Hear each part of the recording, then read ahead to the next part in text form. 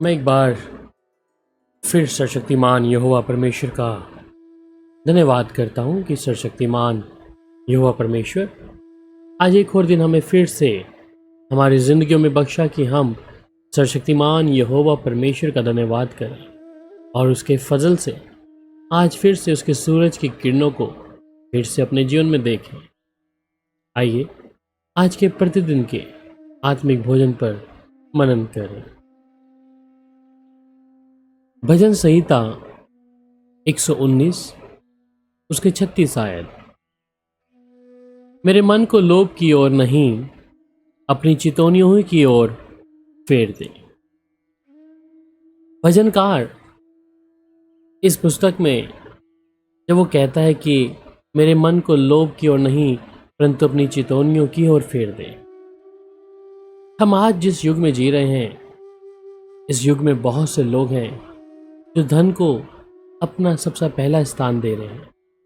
अपने जीवन में, अपने हर एक पल में उन्होंने धन को अपने लिए एक परमेश्वर बना लिया है, या यूं कहें कि धन ही उनके लिए सब कुछ है। परंतु गीतकार इस बारे में जानता है कि यहोवा के बिना, उस सर्वशक्तिमान यहोवा के बिना इस संसार में सब कुछ अधूरा है।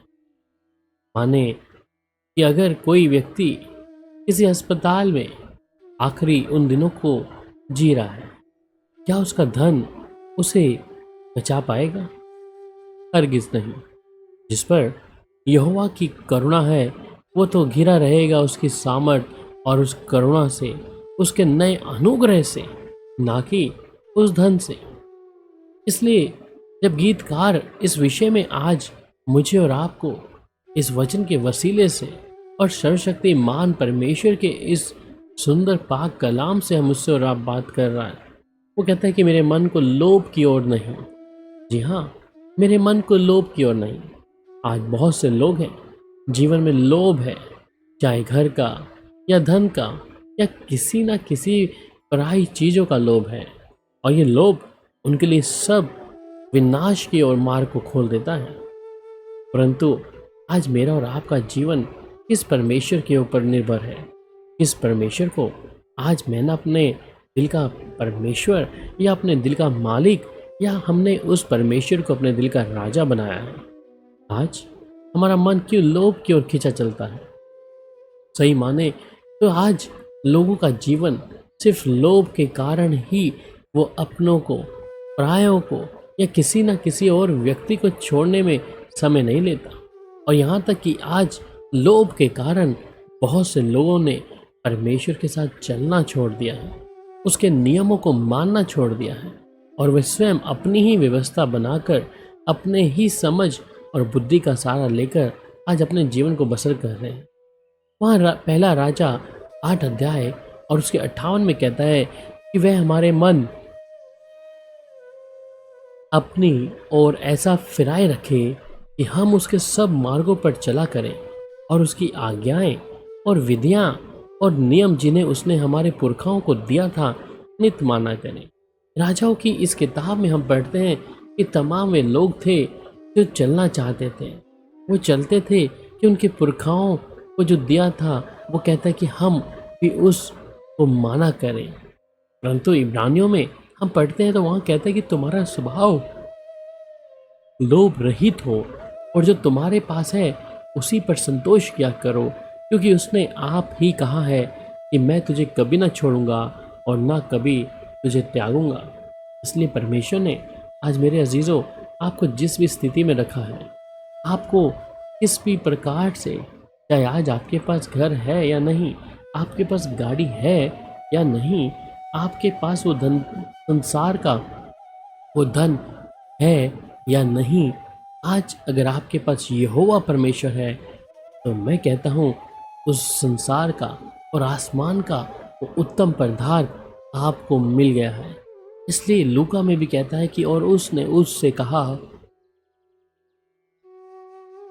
फोकस रहो और हर प्रकार के लोभ से अपने आप को बचाए रखो। यहाँ कहता है कि हर प्रकार के लोभ, चाहे किसी स्त्री का, पुरुष का, या कुछ धन का, गाड़ी बंगला या संसार की जो चीज़ें हमें दिखती हैं, कहते हैं हर प्रकार के लोभ से अपने आप को बचाए रखो, क्योंकि यही एक मार्ग है जो लोगों को विनाश की ओर, उस विनाश की खाई में डाल देता है जहाँ से निकलना नामुमकिन है। और आज हम देखते हैं बहुत से लोगों ने, बहुत से विश्वासियों ने अपने आप को इस लोभ के कारण परमेश्वर से अपने आप को अलग कर लिया है। बाइबल में लिखा है, क्योंकि किसी का जीवन उसकी संपत्ति की बहुत आयत से नहीं होता। जी हाँ, किसी का भी जीवन उसकी बहुत आयत की संपत्ति से कभी नहीं होगा, चाहे कुछ भी हो। अगर आज आपके पास परमेश्वर है और आप परमेश्वर के वचन के अनुसार अपने जीवन को बसर कर रहे हैं, तो आपने उत्तम पदार्थ पाया है। परंतु यहाँ गीतकार कहता है कि अपनी चितौनियों की ओर मुझे फेर दें। यहाँ उसकी चितौनियाँ क्या ही भली हैं जो मनुष्य को उत्तम लगती हैं, और किन्हें जो उसके नाम पर विश्वास करते हैं, जो सर्वशक्तिमान परमेश्वर से मोहब्बत करते हैं। इसलिए वचन कहता है कि संसार के धनवानों को आज्ञा दे कि वे अभिमानी ना हो और चंचल धन पर आशा ना रखें, परंतु परमेश्वर पर जो हमारे सुख के लिए सब कुछ बहुत आयत से देता है। मैं उनको एक ही मन दूंगा और एक ही चाल कर दूंगा कि वे सदा मेरा भय मानते रहें, जिससे उनका और उनके बाद उनके वंश का भी भला होगा। यहाँ यहोवा ने यिर्मयाह को कहा कि मैं उनको एक मन दूंगा और एक चाल कर दूंगा कि वे सदा मेरा भय माने, परमेश्वर का भय माने, जिससे उनका और उनके बाद वंश का भी भला होगा। इसलिए हम को जब परमेश्वर मिला है तो हम उसके वचन की ओर चितौनी लगाएं, अपने मन को उसकी ओर फेरें, ना कि लोभ, क्योंकि वचन कहता है कि वे लोभ के लिए बातें गढ़कर तुम्हें अपने लाभ का कारण बनाएंगे, और जो दंड की आज्ञा उन पर पहले से हो चुकी है उसके आने से कभी भी देर नहीं, और ना उनका विनाश उगता नहीं। जी हाँ, बहुत से ऐसे लोग हैं जो लोभ के लिए अपनी बातों को गढ़कर लोगों को, उनको एक सुख चैन का जीवन बताने के बजाय उनके धन को भी लूट लेंगे। लोभ के लिए बातें ना गढ़ें। इसलिए मेरे लिए और आपके लिए आज परमेश्वर ही उत्तम हो। और वचन कहता है जो धनी होना चाहते हैं वैसी परीक्षा